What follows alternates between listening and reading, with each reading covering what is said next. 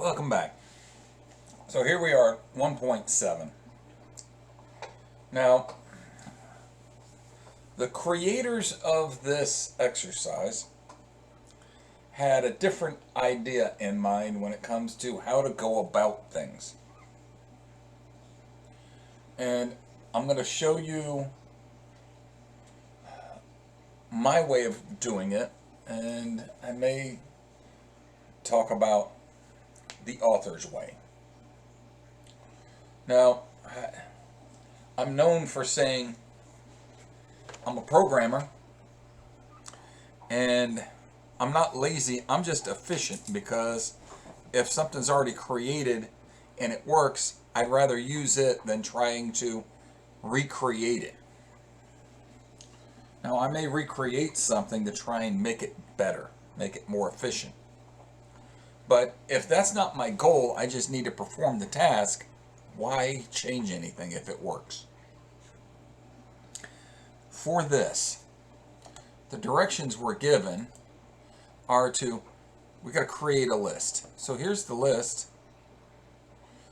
and it says enter a value for the list, and we go through and we populate the list. Once it's been populated, we print out the list, and then we print out what's returned by this function, what's returned by this function, and what's returned by this function. Those functions don't exist. Now, let me take a step back. Here's something that you may not have been exposed to before. So essentially what we see is this conditional. If name is equivalent to main, then run the main. Excuse me. Essentially what that means is there a main function here? And there is. So this will run on its own. We could create code that was not designed for standalone, and it was just a bunch of functions that were referred to by other code. So for this, it's designed to be standalone, and this is how we use the main and call the mains first. Let's define those functions. You know what? I'm just going to be efficient. Copy that. And then I want to return. I'm going to put a question mark in there for now. I want to grab this one too. Def.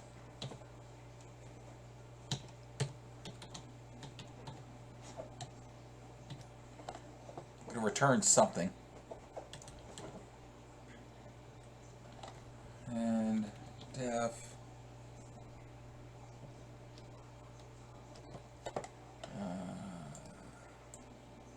Say that one's the mean.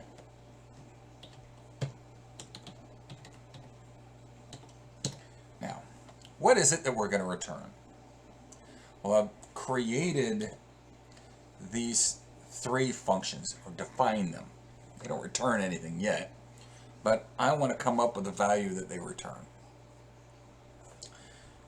Give a little space, because as a programmer, and I'm wanting to be efficient,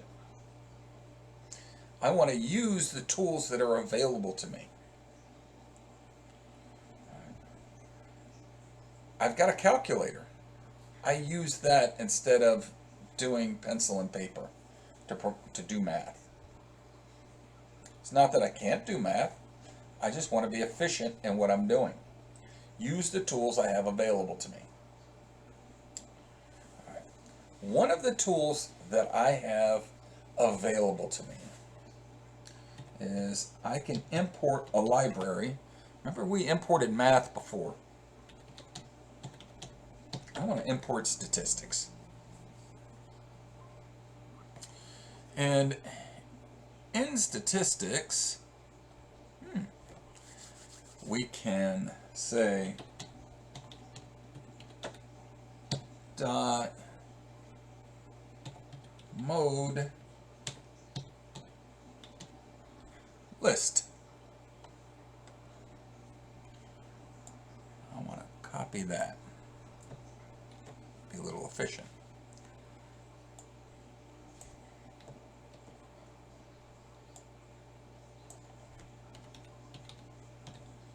There's the median. We'll do this one as well.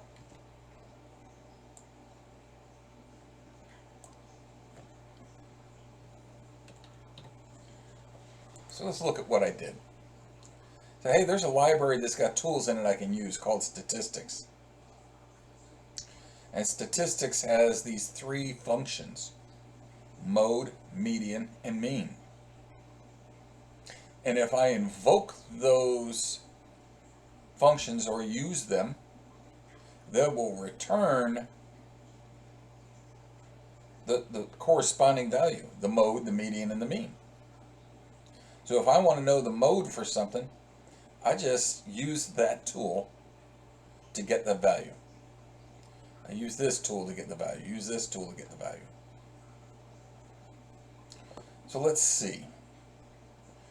We're going to create a list. It's right here. And we append for each item. They're going to read in 6 items.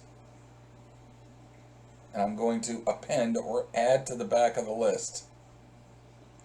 So in this line here, we declared an empty list.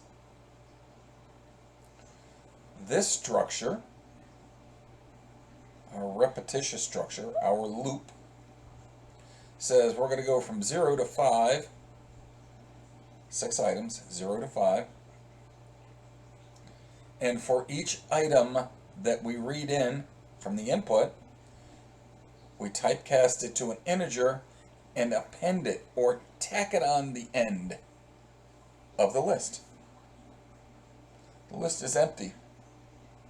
The first one is going to end up being index 0. Second one, index 1. Third one, index 2. So let's go run this. This is line number 41, 42, and I'm just putting the same values that they did. 43, 44, 45, and 46. Now it's not until I hit the enter key that it will have received the 6th value, and that will then drop down to this next line of code. So I'm at the very end of this, and when I hit enter, it's going to take me down to the next line of code and execute those last 4 lines here. Now even though there's only 4 lines here, they actually invoke or call lines up here, which more lines are getting run than just 4. It says, hey, we got a problem.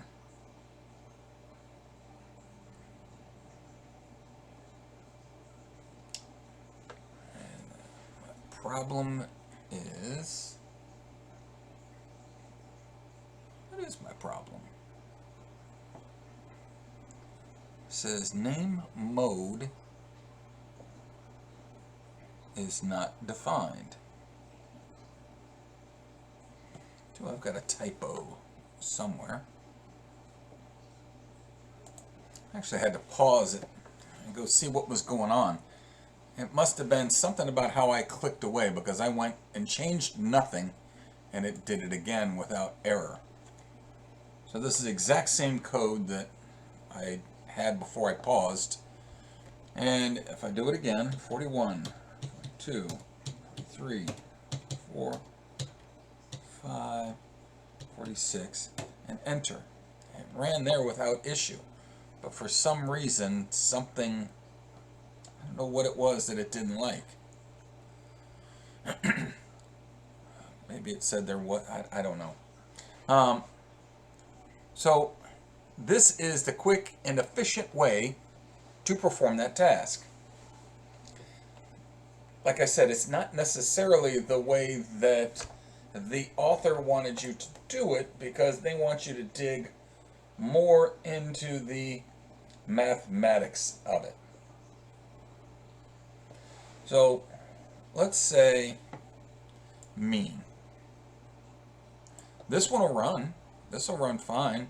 So if I came down here and I ran the checks, this should tell me I'm all good. There, it did. Now let's look at a different way of going about this. Instead of using the tool,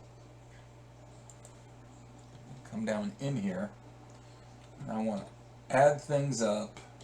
Sum equals 0 for number in list. Sum plus equals number. I'm going to say if the length of list reached 0, return 0.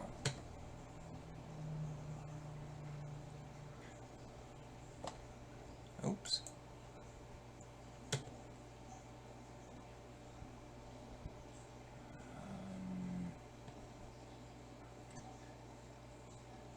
There we go.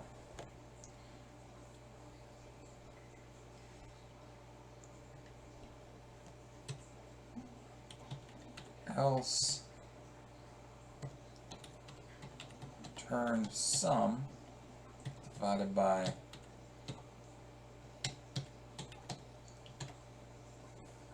So essentially I'm just saying, look, add these things up, go through each item in there, add them up, and what's excuse me, what's the total? So this is going to go through and add them all up. This adds up all the numbers in the list and divides them by how many numbers are there. It's the average, mean. So if I run this thing again,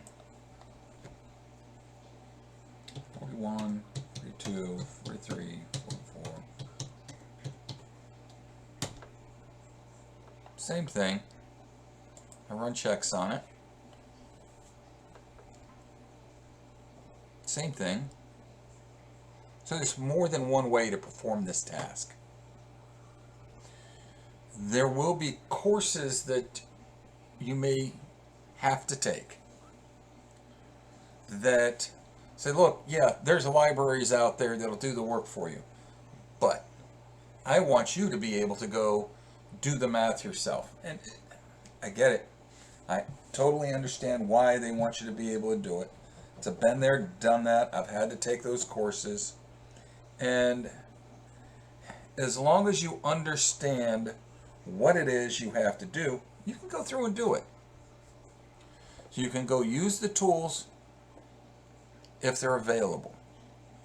If I said, look, go do this, but you cannot use any tool, you understand, let me go figure out how do I calculate the mean and what's the logic going to be to get me through this. So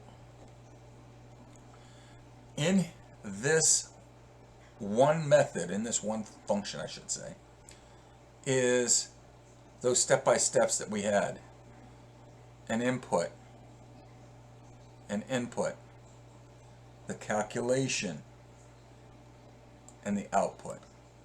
So these are like little sub-algorithms within the overall overreaching algorithm. And in the in-class lecture, I'm going to walk through and show how to write the notation for a structure like this. Because algorithms are not just a word problem per se. We've got to be able to write it out. And there's specific notation that you're going to need to be able to understand when it comes to what an algorithm is. So algorithms, as we've looked at them before, we said, well, it's like a recipe. Well, there's a specific format or language how we write things out when we're defining algorithms at a higher level. And we're stepping up to a level beyond the recipe level in this course. So this may be something new to you down here. Described why we did it, what it is.